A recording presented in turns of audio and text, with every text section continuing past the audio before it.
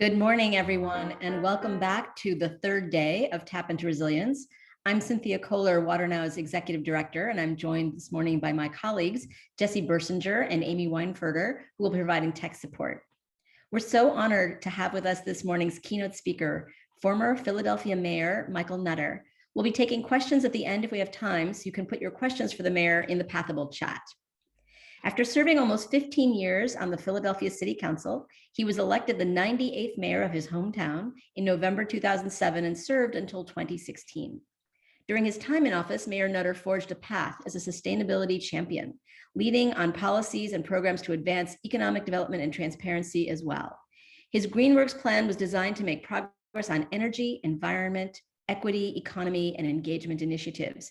And his Green City Clean Waters Plan made Philadelphia the first city in the country to meet federal and state water quality mandates through green interventions. Welcome to Tap into Resilience, Mayor Nutter.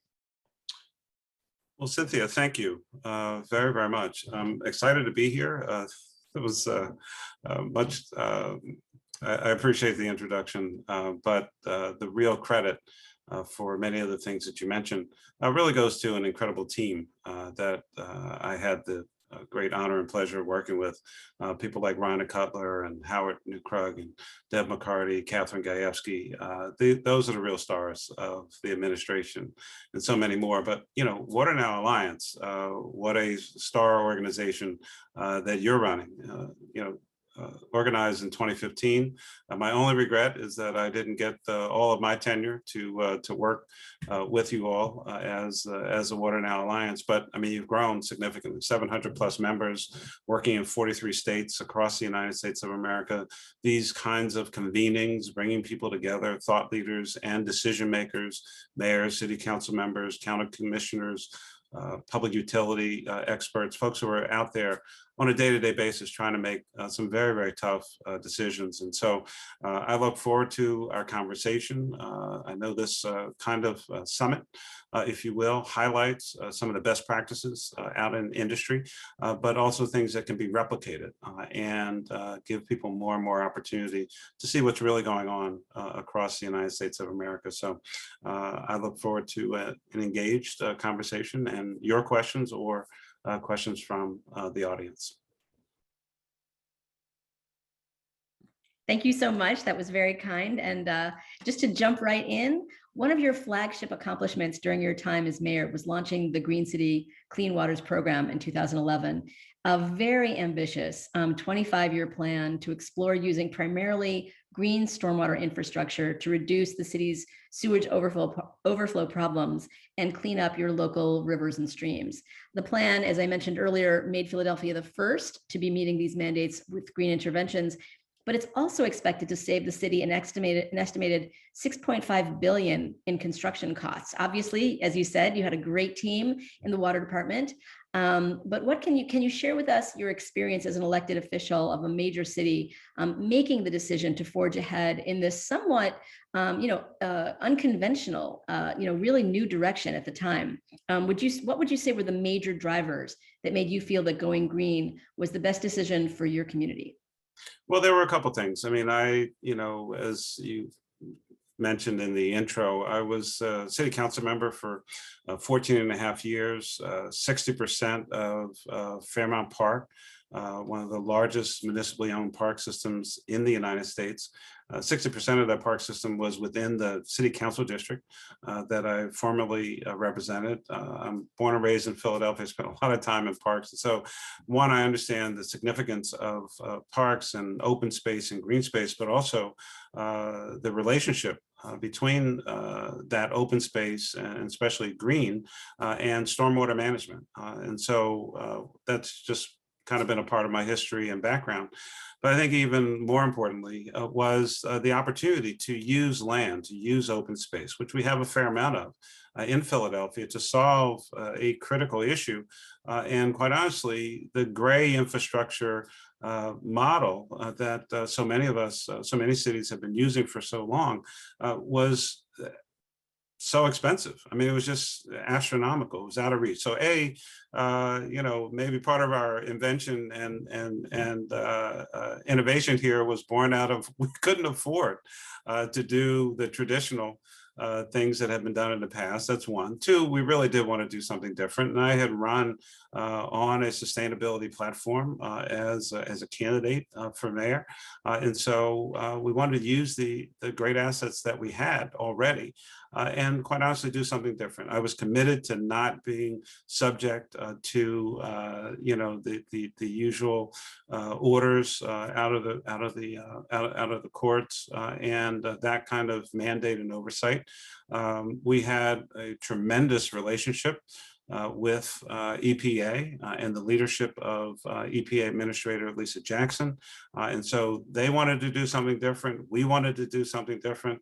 As I said, Rhina, Howard, Catherine, and so many, many others, the cooperative relationship with our Parks and Recreation leadership team was able to pull all of that together.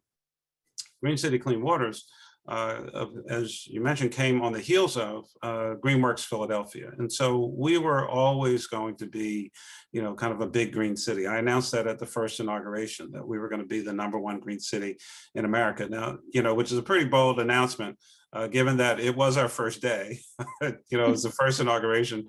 But secondly, we had no plan at that time. I believe in laying out a vision and at least proposing things that you want to do, and then you put your plan together and then measure yourself against it. And so all of these things had to work. We wanted them to work together, and they did. That's fantastic.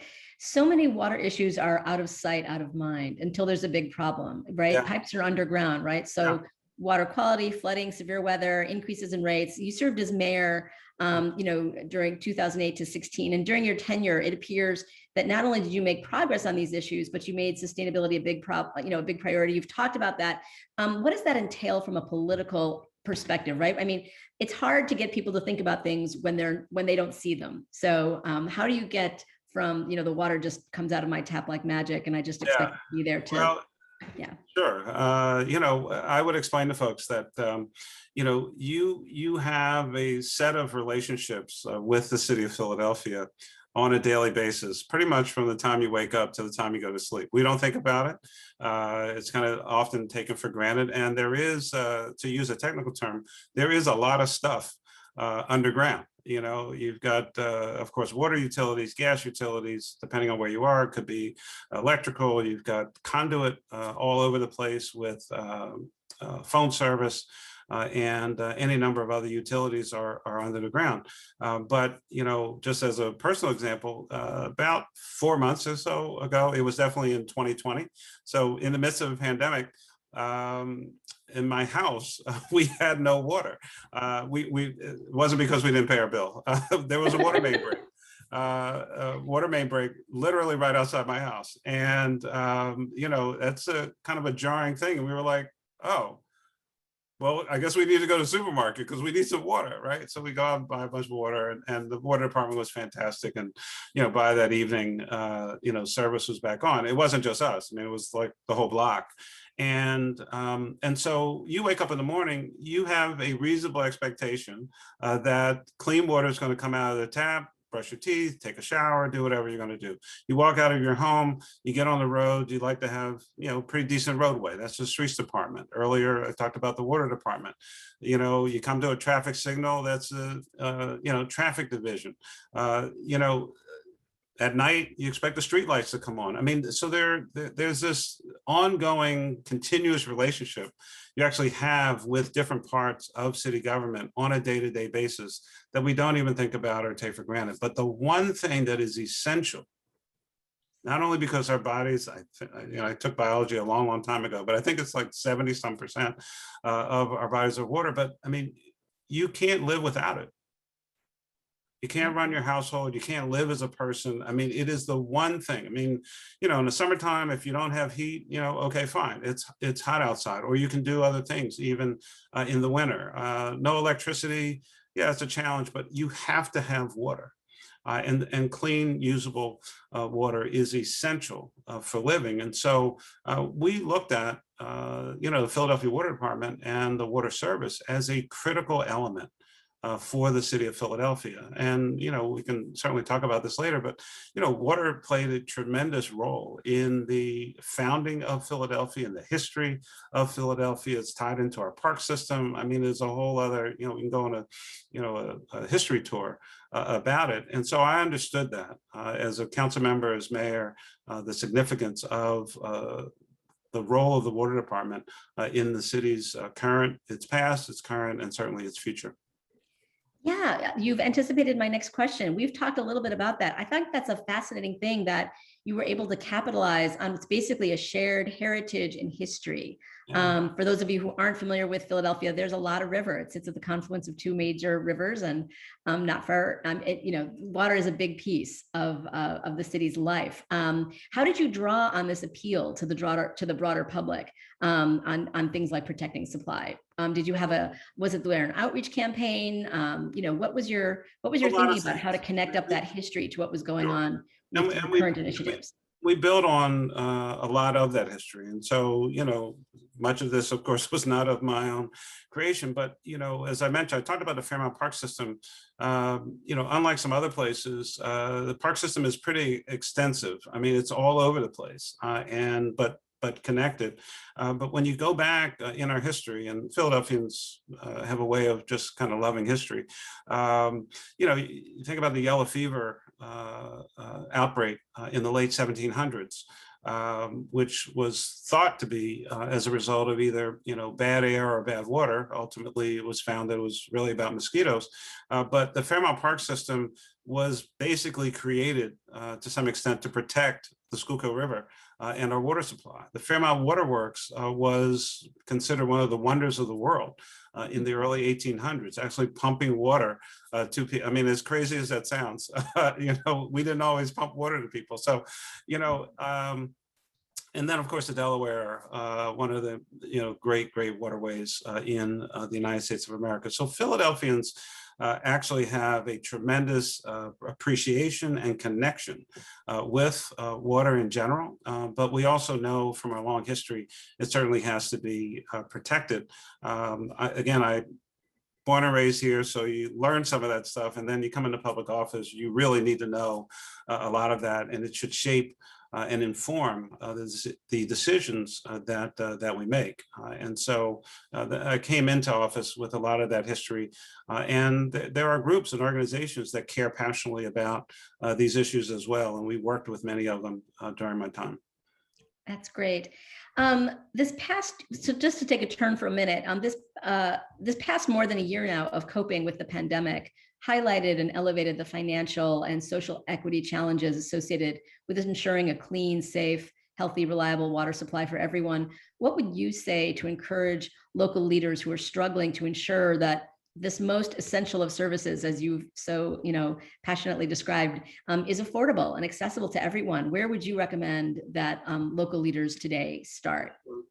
And look, in my view, public safety is the fundamental and essential role of any government. And you can define public safety just, our great first responders, police officers and firefighters, EMS personnel, or you can broaden it. I think water is not only an essential service, it is about public safety. If you don't have clean water, you will have disease, you will have death, people will be sickened and possibly die. And so I think you have to elevate the significance of the water service in that regard. It's really hard. On the other hand, for instance, for firefighters to do their job, if they don't have adequate and accessible and high pressure water to be able to do their work as well. And so again, all of these systems have to work and partner with each other.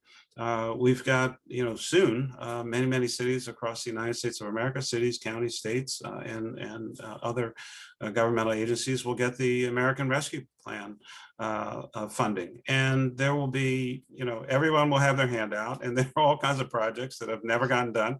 And, fixing a reservoir or replacing, old transmission mains may not be the most exciting and dynamic things that people do. I mean, not a lot of ribbon cuttings, for instance, around those issues, but they are critical to the proper service and operation, service to citizens and operation of a city and of a government. And so, as leaders are trying to make decisions about what to invest in next, you need to make sure that water service, water supply, water safety, and protection is near the top of the list.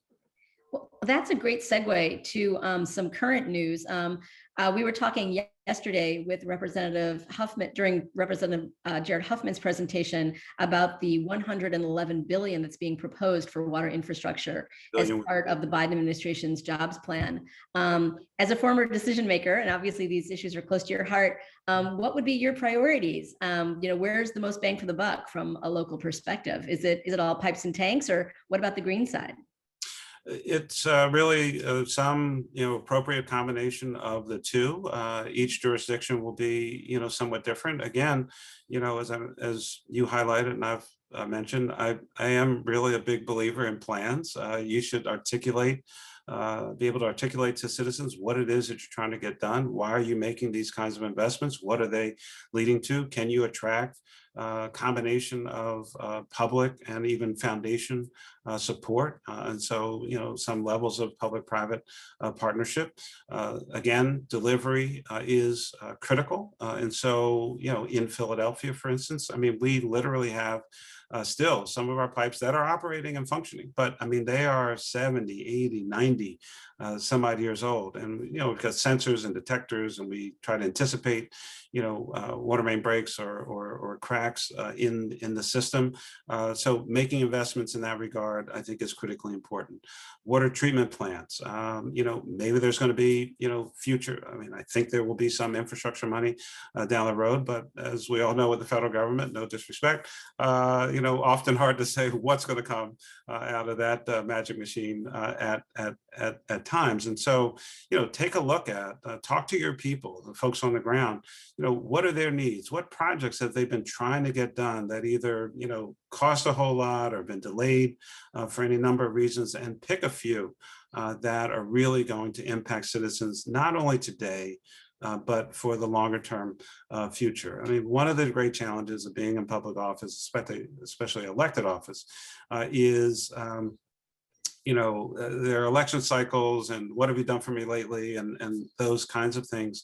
And you do need to do some things now, but there are many, many things, especially in water service, that are much longer term in nature. You will virtually get no credit in the near term for them, but people will appreciate it on down the road. And sometimes just doing the right thing is just the right thing to do.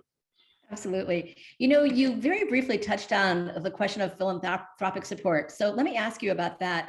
There's a lot of interest in the philanthropic community foundations in particular in helping public water utilities, public officials move more in the direction of green systems, both for their obvious, water infrastructure services, but also because they provide co-benefits. And to your point, they're often less expensive. It's hard for political officials to move in that direction. There's just still not quite enough data, enough success stories to make people feel like we've yet reached that tipping point where it's the new normal. What do you see as the role, if any, honestly, of philanthropy in addressing some of these innovative water strategies and helping cities and decision makers be more comfortable and feel that it's the right thing for their community?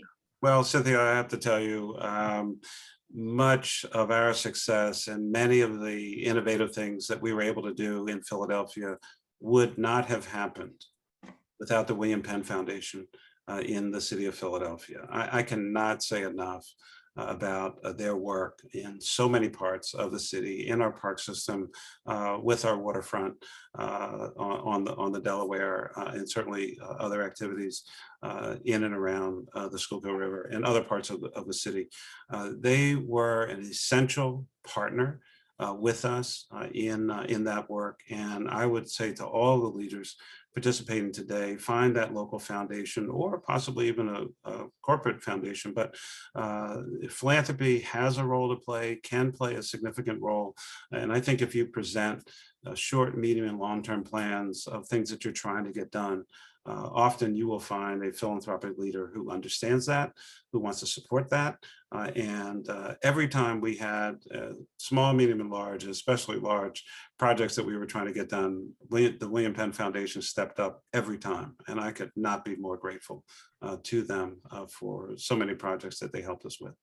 That's fantastic. And I think you're right. I mean, not just the shout out to William Penn, which is, you know, an extraordinary foundation, but I think you're right. I think there are foundations nationwide that are, you know, ready and able to help their local decision makers. And you bring up another interesting point with corporations. You work quite closely with communities and business groups to advance through the water challenges. Can you talk a bit about how you approached partnerships to advance your sustainability priorities? You know, how can local leaders listening to this be most successful in partnering, in building impactful relationships in your, you know, especially with businesses in your experience? Sure. Well, you know, a part of it is, again, I hate to keep harping on this, but, you know, it just made it a whole lot easier for us to talk with first the citizenry, but certainly the business community, the philanthropic community, and so many others, because, you know, we could literally send them, you know, Greenworks Philadelphia. We could send them Green City Clean Waters. We could send them the overall development plan that we put together for the city of Philadelphia. We could send them, you know, our plan to, you know, plant 200 to 300,000 trees all across the city to, again, green Philadelphia, created better tree canopy, lower temperatures, clean the air, et cetera, et cetera. And so, you know, like any other entity, I mean, they want to see, what are you trying to do? What are you trying to accomplish? And I think, you know, when we rolled out our stormwater management program and really changed the regulations and also changed the way we accounted for stormwater runoff and the costs. Certainly there were some challenges, and some in the business community, you know, you have a big building with a huge roof, or do you have, you know, a rain garden next door, or you a huge parking lot where with, you know, impermeable surfaces that, you know, all of that is that water is eventually going to end up potentially surcharging our water system. You know, there was an additional cost to that, but we worked with the business people to help mitigate some of those challenges, and, you know, grant programs, and really the water department did a fantastic job in my view. We may not have solved every problem, but we certainly put the time and attention to anyone who was willing to partner with us, who acknowledged, hey, my bill just went from, you know, X to, you know, exponential. You know, how am I going to deal with this? And, you know, it really is, it's about honesty, authenticity. What are you trying to accomplish? What's the goal here?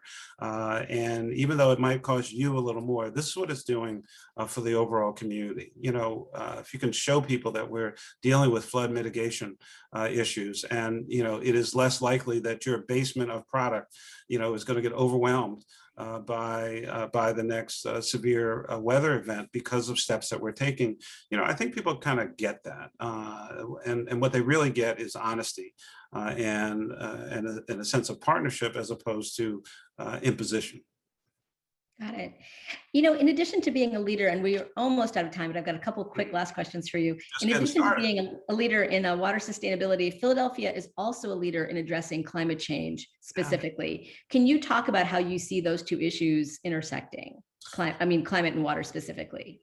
Well, they're definitely tied together, and you know, whether you're in Philadelphia and we see some of the dynamic changes from, again, severe weather events. I mean, you know, and this is just a really, really strange period of time. We had you know, some amount of snowfall this year as compared to the last couple of years where we had virtually nothing. I mean, you know, I loved snow as a kid. I really didn't like it as a mayor because it's very expensive. But, you know, it's just, you know, as much as, you know, money is saved when there are no snowstorms. I mean, you know, in your heart of hearts, that's not normal. That's not usual. We're going to pay a price for climate change. If you're in Florida, no one is debating the fact that, the water level is rising.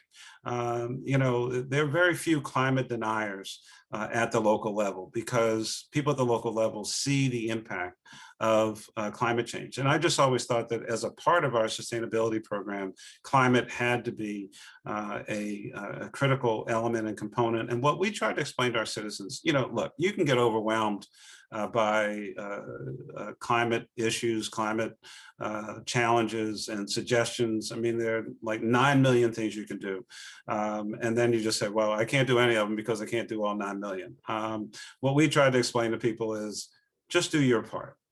And whether that's recycling, whether it's making sure that leaves don't clog the storm drains, whether it's making sure to the greatest extent we can that we're not contributing to water contamination, and just even some of those elements. We rolled out a rain barrel system to collect, more and more of the water that's coming off of the roof of your home. We encourage people to, get their the connectors off of the roof, make sure they actually are connected, and diverting the water away from the foundation of your home so that you don't have water potentially starting to seep into your basement. So I think part of our approach was, if everybody just does their part, we can actually do something about it. And then city governments and counties and states, and of course the feds, we have even bigger roles to play. So we just try to make it more of a personal, interest. And we got a lot of kids involved. You'd be really surprised that when you get kids actively engaged in trying to solve a problem, it suddenly affects the behavior of the adults that they live with. So we found young people in Philadelphia to be some of our greatest ambassadors, if you will, about climate change and changing behavior in people's homes and just what they do and how they conduct their lives. So I want to ask this last question, even though we only have a minute and a half. So you'll have to be quick, but I love this question. How do you make sustainability sustainable? What's your view on maintaining focus and commitment on sustainability in a community and keeping good ideas moving forward, regardless of where they came from? Your tenure ended, there's somebody new, there's always the next person in politics. How do you keep sustainability moving forward?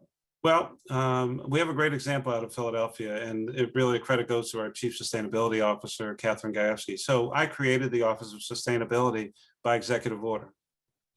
Near the end of my tenure, people were concerned, and we had no idea who the next mayor was going to be, but we have a 2-term limit, so there was going to be somebody new. And people were so concerned about maintaining that office because they had done such a great job that the Philadelphia City Council actually passed a charter amendment to make permanent the Office of Sustainability, because they wanted to sustain sustainability in the city of Philadelphia. And so for whoever the next and the next and the next mayors will be, unless they literally change the home rule charter, there will be an Office of Sustainability in the city of Philadelphia. And so that's one example of how you make sustainability sustain sustainability. That's great. I think we're going to leave it there. I think that's a fantastic model, though, for other communities around the nation. You have to make a service so critical for your citizens, so important to them, that, I mean, basically they would really kind of go crazy if you ever tried to take it away. And that's how you institutionalize change. Right. Really build it into the DNA of the community. It's a fantastic model, and you're a fantastic leader. And thank you so much for participating You're today. a fantastic leader. Thank you. We appreciate your insights as well as your great work and leadership. Thank you. And thanks everybody for attending. I'd like to invite you all to join one of our 2 sessions coming up next, going big on resilience through collaboration, which will focus on Philadelphia and the Delaware Basin that we've been talking about. And if you're a city council member new to water, the Water 101 session is made for you. And 2 other quick reminders: the discussion boards are open, so feel free to add your opinions and views, and be sure to check out the networking lounges at the breaks. You earn points in our What Are We Winning game, and I'm told the raffle winners are loving their prizes. So thanks everybody, and have a great day at Tap into Resilience.